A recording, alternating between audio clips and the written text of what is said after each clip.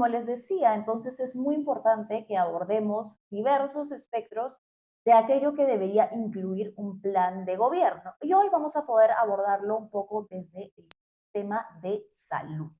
El día de hoy, Juntos por el Perú ha presentado lo que es un nuevo plan de gobierno que converge diversas fuerzas políticas que le han presentado su respaldo a Roberto Sánchez en esta segunda vuelta.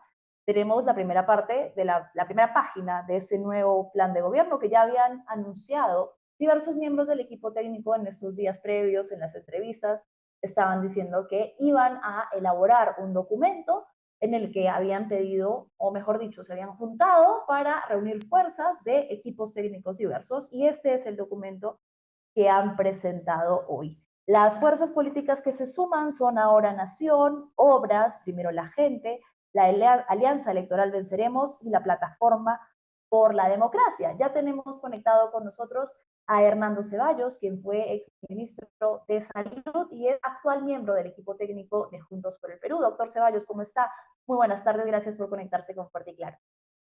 Muy buenas tardes, un gusto conversar con ustedes y a su disposición. Gracias por la entrevista.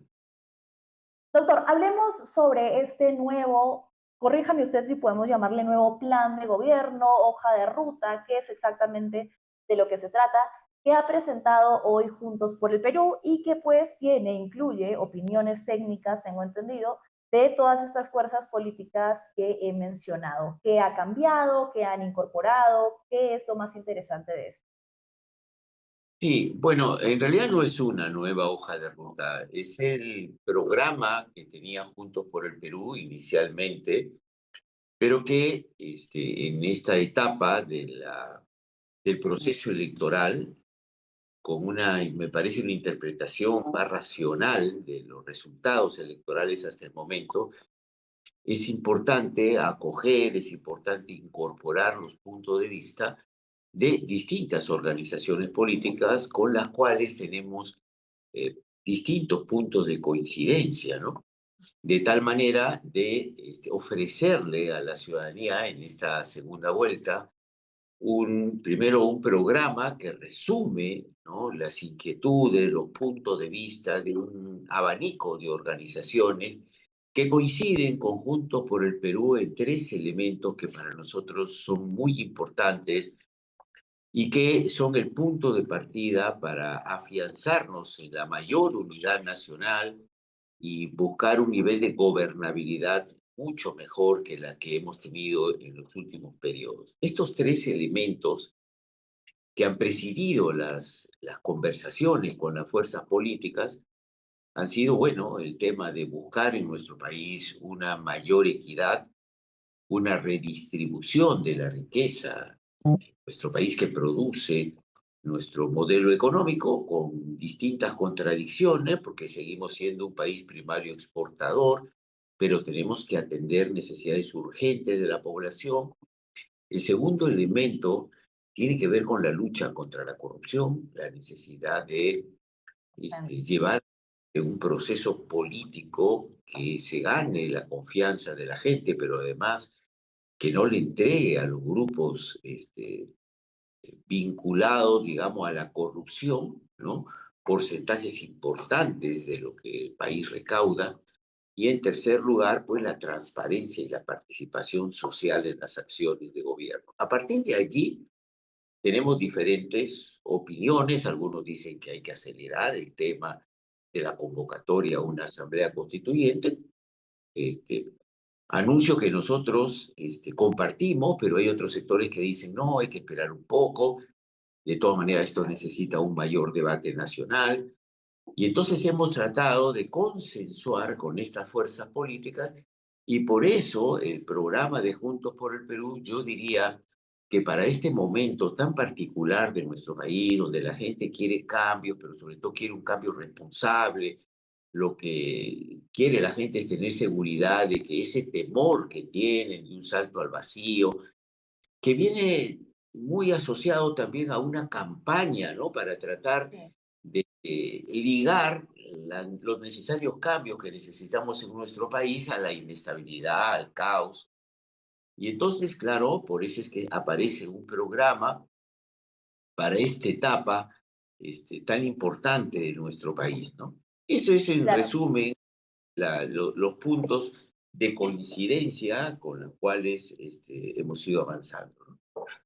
llama la atención porque incluso desde casi que la primera página, uno de los temas que se aborda de entrada es la economía, ¿no? Se habla de la garantía, garantizar la estabilidad económica y dice aspectos muy puntuales, ¿no? Habla de la autonomía del Banco Central de Reserva, de la no expropiación, y creo que ese es un poco el cuco, digamos, si que le quiero poner un nombre, o mejor dicho, siendo un poco más justa, una preocupación quizás legítima que, como usted decía, viene no producto de la nada, sino de una campaña amplia y organizada que pretende señalar que Juntos por el Perú va a poner en riesgo la economía familiar, que las personas no van a poder encontrar inversión privada, que va a haber menor disponibilidad de trabajo, de empleo, un poco lo que señalaba el lado opositor en el debate anterior, ¿no? El de equipos técnicos que le señalaba al señor Franque, ¿no? ¿Usted cómo ha visto eso ayer en el debate? Creo que Roberto Sánchez se esmeró bastante en abordar ese temor en múltiples ocasiones. Yo creo que hubieron dos elementos en el discurso de Roberto, que dígase de paso, fue un discurso que venía Roberto consultándolo, no solo con su equipo técnico, sino con distintas organizaciones. Primer tema es alejar cualquier temor que nace más que nada de la confusión artificialmente sembrada, ¿no? Nosotros no hemos dicho que vamos a expropiar todas las empresas, ni que vamos a estatizar todo lo que se nos cruce por delante. Por lo menos no es una intención que entendemos que se puede dar al margen de un consenso nacional y en una circunstancia especial.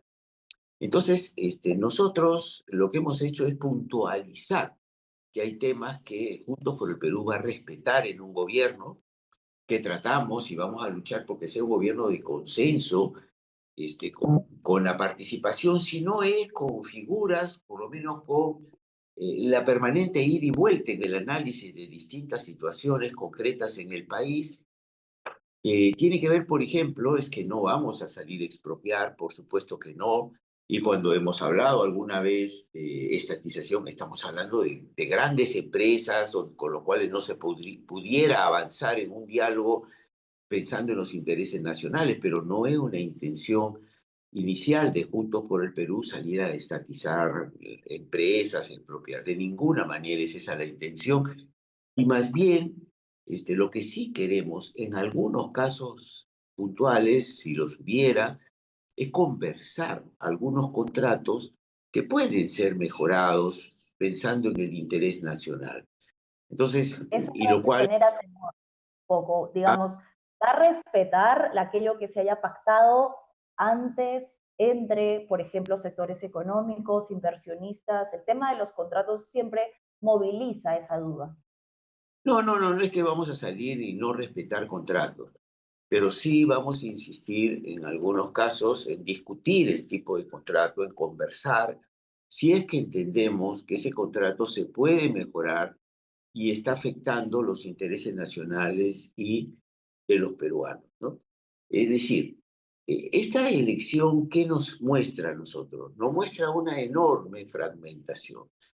Entendemos que esta elección ha sido dispuesta de esa manera para favorecer a algunos partidos políticos, pero en definitiva es la voluntad del pueblo peruano que no ha votado algún programa que pudiéramos consensuar que es un programa absolutamente mayoritario en el país y que tenemos que marchar con ese programa, sino una gran fragmentación de programas. Tenemos los programas de la derecha que nos gustaría que se acercaran a consensuar también, sabemos que no lo van a hacer, por lo menos en su gran mayoría, y de sectores de centro, sectores progresistas que tienen sensibilidad frente a los problemas sociales, frente a la corrupción, sensibilidad por discutir algunos contratos que ha hecho el país bajo formas que no han sido muy transparentes y han acercado a la corrupción. Entonces necesitamos conversar esto, porque además no podemos cerrar los ojos, hay que adecentar la política, hay que adecentar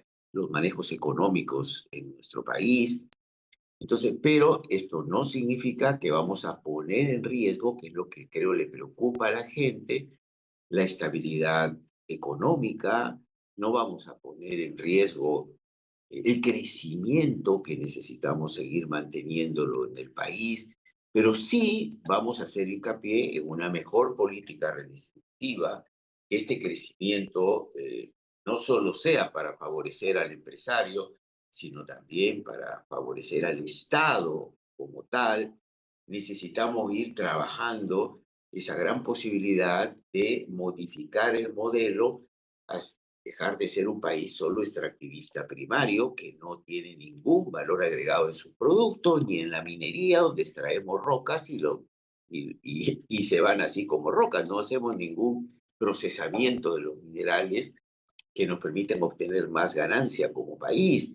O, por ejemplo, algunos aspectos de la agroexportación, donde lo que sacan de la tierra, pues lo meten en un barco y se va a otros países. Necesitamos insistir con los empresarios y como parte de la política de Estado en mejorar el valor agregado de todo lo que producimos en el país para ser más competitivos, para incursionar en la investigación en el país, en la industrialización que tanto necesitamos, para modificar además el perfil de los temas laborales que tenemos en nuestro país, donde la precariedad laboral es altísima. Necesitamos darle oportunidad al micro, al pequeño empresario que puede industrializarse. Es decir, necesitamos redirigir las prioridades del Estado peruano pensando más en la gente, que podemos llevar adelante un país con mayores posibilidades de derechos para su gente, ¿no? Claro. Porque Ahí surge una pregunta, doctor Ceballos, porque, por ejemplo, parte del plan siempre ha estado orientada a el tema de la recaudación. Y ahí surge un problema anterior al tema de la recaudación, que es la corrupción. Con eso ya me dirijo un poco a usted, al sector salud, que es su expertise, ¿no? Si bien hay aportes de contribuyentes, uno de los problemas principales que habría que revisar antes de este es ver a qué van esos aportes, porque como en casos que usted mismo ha señalado en el debate y de los que todos hemos conocido, muchas veces hay esta tajada política de distribución de puestos en el sector salud, hospitales que nunca se terminan de construir o sobrecostos millonarios para la construcción de hospitales que están ahí a medio hacer, maquinaria que no funciona, etcétera, etcétera. Entonces, ¿cómo ir antes a este problema de la corrupción dentro de todos los sectores, pero en su caso específico, a la corrupción enorme que vemos en el sector salud, como casos del que acabamos de ver, es Salud y el partido APP del señor Acuña y como estos tantos otros ejemplos? claro, este tema de la corrupción tiene varias aristas en nuestro país, ¿no? Porque es una corrupción que tiene que ver con el propio aparato del Estado, que está absolutamente corrupto, que no tiene mecanismos de control. Y el primer mecanismo de control es el control ciudadano, que tampoco existe. Tenemos distribución de recursos a los gobiernos regionales, pero que tampoco en las regiones son utilizados de manera transparente en muchos casos, y de tal manera que podríamos decir que casi un 40% de los recursos destinados a algunas áreas como es infraestructura en salud no siempre se utilizan de la misma manera y hay un altísimo grado de corrupción. Ya la Contraloría ha detectado que en el sector salud, como en transportes y en viviendas, son los sectores donde más recursos se pierden por corrupción. Esto tiene que ver con que hay que establecer una legislación mucho más enérgica en este sentido, no solamente en los aspectos represivos cuando se comete un delito, que ese funcionario no tiene que volver nunca más al Estado a trabajar, sino además hay que impulsar la meritocracia en el aparato público, ¿no? Acá todos son cargos de confianza, en algunos casos son sueldos dorados que tienen que desaparecer, tienen que haber concursos para las diferentes áreas que tenemos en el Ministerio de Salud y la Seguridad Social. La Seguridad Social designa un cargo de confianza al presidente ejecutivo y el presidente designa, porque así le parece, a todos los gerentes de todo el país, sea quien sea, tenga méritos, tenga calificación o no. Eso tiene que terminarse. Pero por otra parte, la corrupción no solo viene del Estado, sino también viene del sector privado, que insiste en todo una, yo diría, una organización delictiva en muchos casos, con expedientes técnicos que eh, se coluden a veces con los funcionarios de tal manera de que esos expedientes pueden originar la detención de una obra o la exigencia de adicionales que finalmente, si el Estado se niega a pagarlos, como pasa habitualmente, porque los gobiernos regionales necesitan el visto bueno del nivel central para poder pagar un adicional porque hay una deficiencia en el expediente técnico, la obra se detiene, la gana la empresa privada y queda una obra abandonada y el Estado absolutamente perjudicado y los ciudadanos sin tener hospitales, establecimientos de salud que se hagan realidad. Todo esto tiene que cambiar. Este carrusel de la delincuencia en el sector salud que burla el derecho de la gente tiene que resolverse, que tener penas muy estrictas.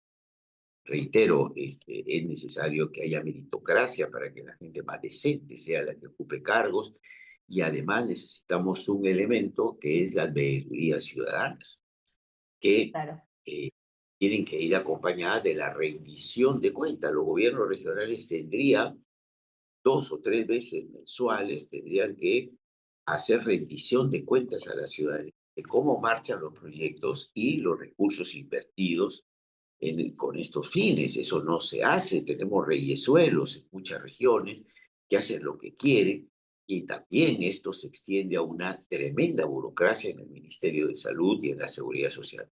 Todo esto, por supuesto que es un gran problema nacional y que hay que abordarlo. En el apartado 6.1 del plan que presentaron hoy se hablaba un poco de este tema de la salud. Ponían datos interesantes, ¿no? Que somos uno de los países de la región que menos invierte en este sector, que en 25 de las 26 regiones más del 96, no, el 90% de los centros de atención están catalogados como infraestructura inadecuada o altamente deficiente, es un poco el problema del que hablábamos. Y creo que va en la línea con algo que usted mencionaba y que también está en esta modificación, no modificación, ampliación del plan de gobierno, ¿no? En el discurso usted hizo énfasis al señor Recoba en cómo el fujimorismo, pese a haber modificado más de 36 artículos de la Constitución, no había incluido ninguno que tenga que ver con la salud. ¿Qué quiere decir esto? ¿Qué implicaría introducir salud en la Constitución y qué sería lo que se estaría modificando y para qué nos serviría? Bueno, en nuestro país, claro, no sirve de nada si solo queda en la Constitución y no es parte del desarrollo de una legislación a la gente. Pero en la Constitución la salud aparece como un derecho, pero no como un derecho fundamental, y tampoco aparece de que el Estado debe garantizar la salud, de tal manera de que va un ciudadano a un establecimiento, no encuentra medicamentos, especialistas, y lo único que le queda al ciudadano es ir a una consulta privada o a comprar en una farmacia o en alguna clínica la posibilidad de algunos exámenes. El Estado debe garantizar eso. Esto significa que el Estado tiene que asumir la responsabilidad de resolver la salud de la ciudadanía. El 80% de las enfermedades se podrían resolver en el primer nivel de atención, en los centros y en las postas. Entonces, por otra parte, si el Estado tuviera una disposición para sacar el Ministerio de Salud hacia la población, no esperar que la gente enferma vaya a las postas y centros, podríamos llevar adelante un concepto que ya en el mundo se desarrolla hace mucho tiempo, que es el cuidado de la salud. No solo actuar sobre la enfermedad, sino cuidar al ciudadano. Cuando hubo la pandemia y la gente entraba a cuidados intensivos, recién se enteraba que, por ejemplo, tenía problemas metabólicos, la glucosa alta, hipertensión, no sé, Los los exámenes que triglicéridos. nunca antes se había podido hacer. Y eso pudo haberse controlado y evitar que el ciudadano se convierta en un ser frágil que frente a una emergencia terminara en cuidados intensivos. Eso es porque no hay una política de prevención y promoción. Esto debe ser responsabilidad del Estado. Y ese 80% de las enfermedades que pudieran contenerse en el primer nivel de atención, o sea, en centros y postas, si nosotros convirtiéramos un porcentaje de estos establecimientos 1.3, 1.4, en una especie de policlínicos, es decir, no solamente tener 4 especialidades, que la mayoría no los tiene, es decir, ginecología, pediatría, cirugía, medicina interna, y pudiéramos ampliar el número de especialistas, podríamos generar 2 cosas muy importantes para la gente. Primero, que no tengan que ir al hospital para buscar una consulta, no sé, en reumatología, una intervención quirúrgica un poquito más compleja, en neumología, en cardiología. Si no los pudiéramos resolver en el primer nivel de atención, terminaríamos con las colas en los hospitales, tanto del MINSA como de la Seguridad Social. Pero para eso tenemos que potenciar el primer nivel de atención. ¿Se puede hacer? Claro que se puede hacer. No necesitamos construir 300, 400 establecimientos. Una parte seguramente sí en algunos lugares, pero podemos repotenciar los establecimientos que ya tenemos, incorporando más médicos, más equipamiento, asegurando que la cadena de medicamentos llegue a los lugares más alejados. Pero esa Claro. reposición del primer nivel es clave para que el Estado pueda avanzar en garantizar la salud del ciudadano. En este momento no, nos hemos quedado como estamos hace 40 años, vino una emergencia y nos mató 250.000 de ciudadanos, pero ¿hemos aprendido de eso? No hemos aprendido. Entonces yo lo que señalaba es que, caramba, ya que cambiaste un montón de artículos de la Constitución para proteger que no toquen a los partidos políticos, a sus dirigentes y a algunas empresas, pues ¿por qué no modificamos la Constitución para que el Estado se responsabilice de, dentro de lo que es los niveles de presupuesto, asegurar los presupuestos con prioridad para que la salud de verdad sea un derecho? Acá exoneramos en 20.000 millones a las agroexportadoras cuando tenemos gente que va a un establecimiento y no encuentra ni siquiera una amoxicilina a veces o una radiografía. No puede ser que dejamos de cobrar deudas que tenemos con las mineras y sin embargo nos olvidamos de la salud de la gente. Este es un país que ocupa el penúltimo lugar en presión tributaria. Si estamos en el 14% de presión tributaria como porcentaje, mientras el promedio en América Latina está por encima del 20%. Tenemos que incrementar la presión tributaria, pero no para los pequeñitos. A los pequeñitos hay que ayudarlos a que se formalicen, efectivamente exonerándolos de la presión tributaria, pero acá hay grandes empresas que han ganado mucho dinero que deberían apoyar también a que tengamos salud, educación y que no haya hambre en el país.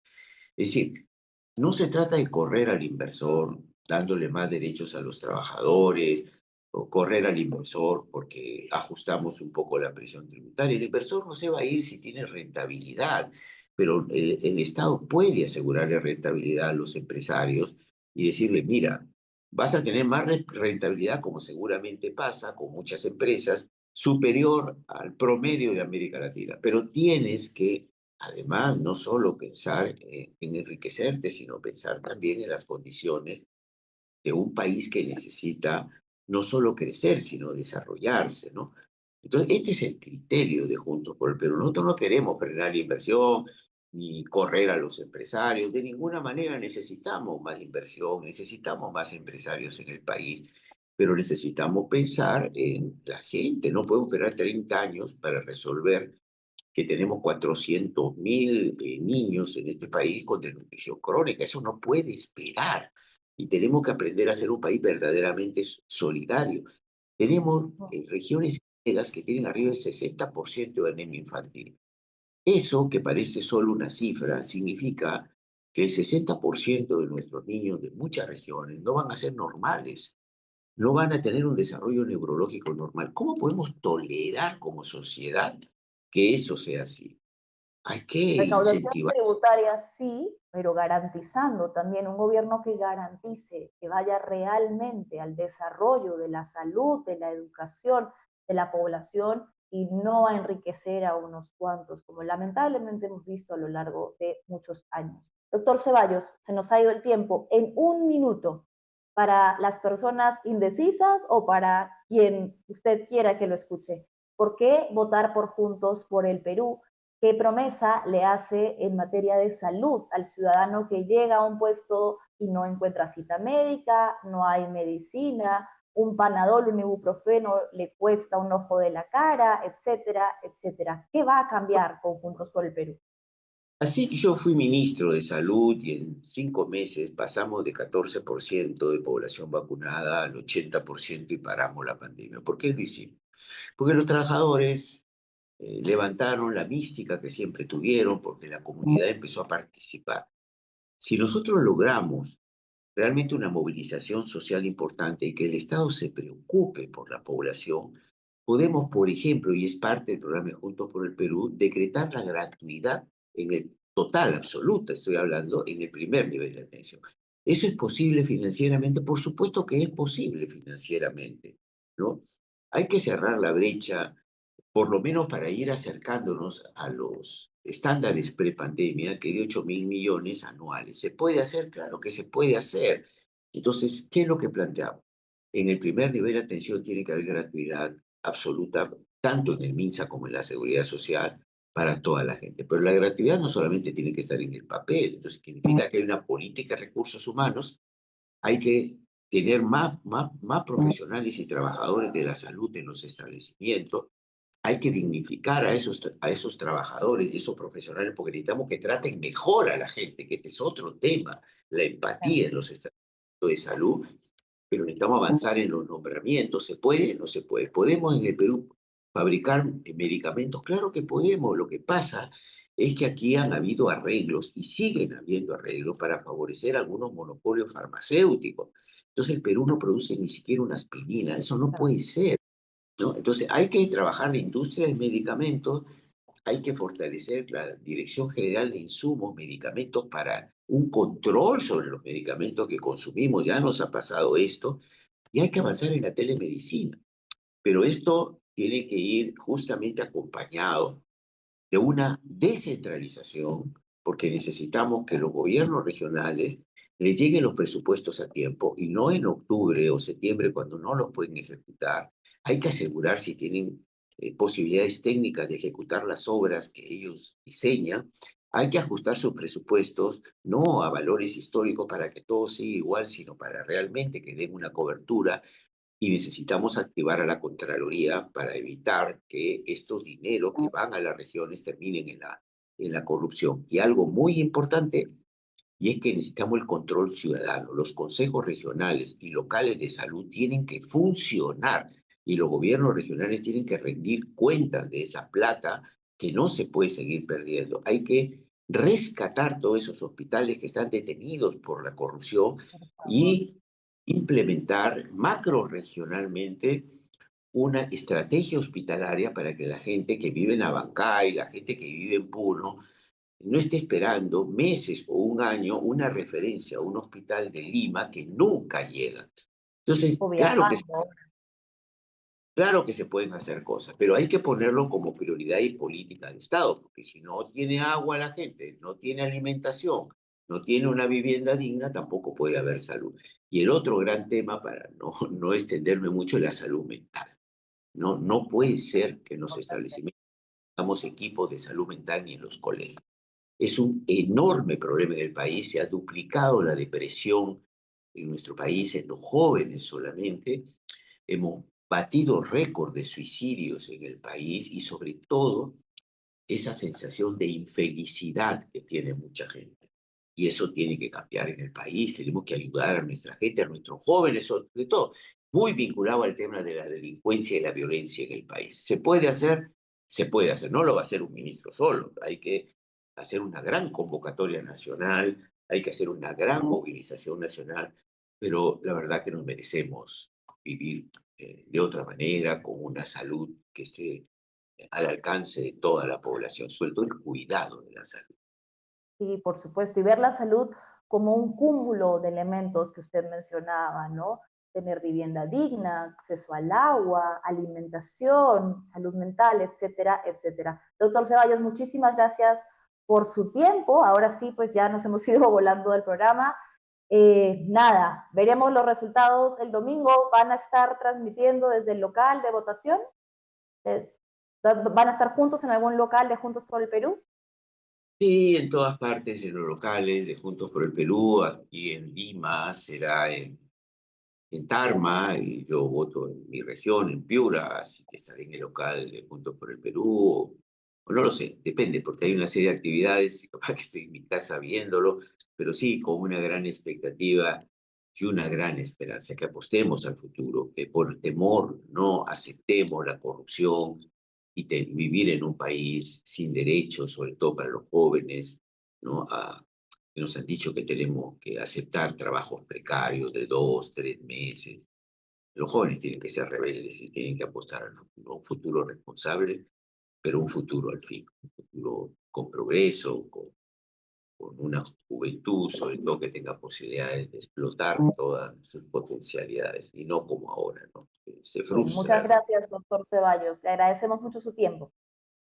A ustedes, muy amables, gracias. Bien, ha sido Armando Ceballos, quien forma parte del equipo técnico de Juntos por el Perú. Ha podido explicar aquí las propuestas que tienen como partido en el ámbito de la salud, uno tan abandonado históricamente por el Estado.